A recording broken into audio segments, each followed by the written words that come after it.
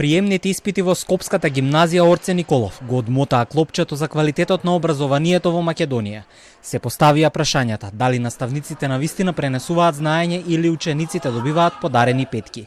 За дел од комуниколозите, катастрофалните резултати на приемните испити се само слика на образовниот систем во земјава.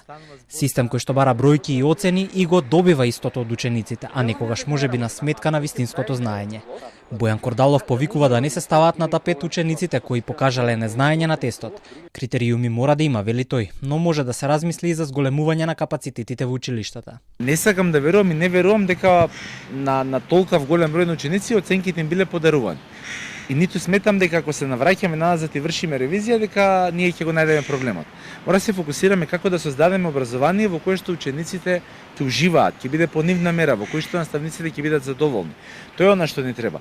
Ловот на вештарки нема да донесе ништо, особено не во комуникацијска смисла, напротив ќе намали довербата во образованието, ќе намали довербата во образовните установи и ќе разочара генерално мислењето на младите луѓе за Македонија, кое што според сите истражувања е на многу ниско ниво. 253 ученици се запишаа во Орце Николов, но само 11 од нив си ги оправдаа петките. Од Карпошовото Јан Амос Коменски доаѓа ученикот со најдобар резултат на приемниот испит за упис во Орце Николов, кој добил 152 бода од можни 170, вкупно по македонски јазик и математика.